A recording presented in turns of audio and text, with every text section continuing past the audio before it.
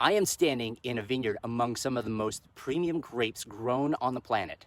These grapes will soon be harvested and processed to become the most valuable wines sold in the world. We're here in Calistoga, California, in the heart of the Napa Valley. There is a winery here called Chateau Montelena.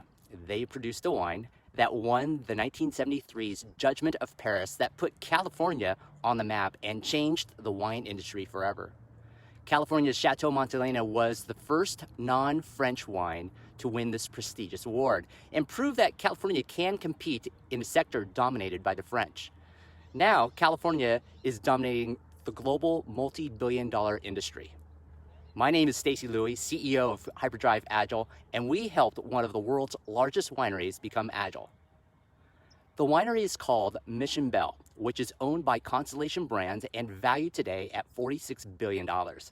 Harvard Business Review wrote about Mission Bell and its use of Agile to help change the way the winery approached its 2 million square foot production facility that bottles over 10 million cases of wine a year. Now that's a lot of wine. It's enough to give the US population a half a bottle each. Many people think of Agile as only being applied to high tech, things like software, hardware, internet applications, artificial intelligence, rocket ships, and even self-driving cars. But at Mission Bell, we took Agile into a traditional manufacturing context to help improve wine production, their quality, warehousing, and even manage their capital budgets like construction and their plant maintenance.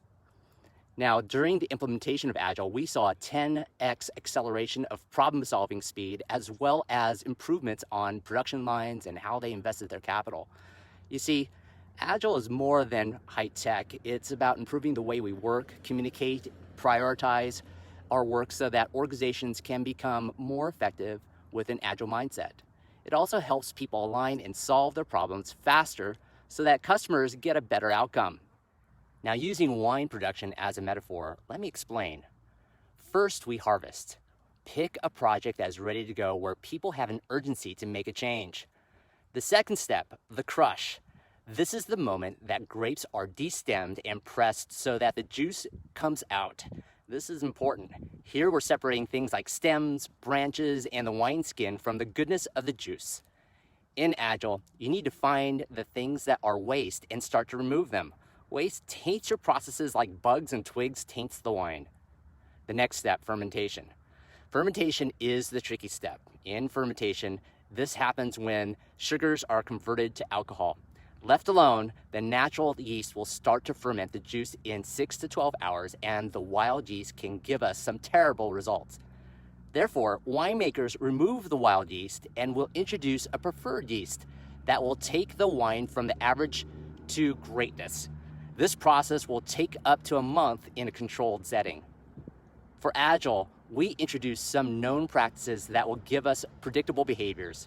This leads to the teams to gain more predictable and forecastable results.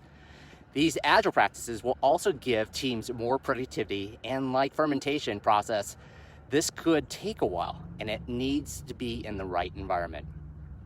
It's the leader's job to make sure that the environment supports Agile practices. Next, the clarification process. Once the sugars are converted to alcohol, the wine is reprocessed for more filtering. Any residual solids are removed. Here, we process the wine and refine it so that any other parts that are not helpful to the end product are removed. The filtering is done so that we keep improving the outcome. And finally, the aging and bottling process. The wine is put into a vessel for aging. You've seen the traditional oak barrels, but wine can be aged in stainless steel or even ceramic tanks. At this stage, the choices are endless depending on what the winemaker prefers. The winemaker also chooses when to bottle the wine. As an Agile organization, you have choices on how to continue to refine your own practices so that you get great outcomes. Your teams will be making these choices based on what's best for the organization and for the customer. So there, you have it. Agile and winemaking. Like Mission Bell, think about how you can take Agile and get better outcomes in a manufacturing and production environment. Agile is more than just for high-tech companies. It's about keeping your focus on great customer outcomes, creating more effective flow in your operations, and most importantly, developing high-performing teams. I am Stacey Louie of Hyperdrive Agile. Cheers and enjoy your Agile day.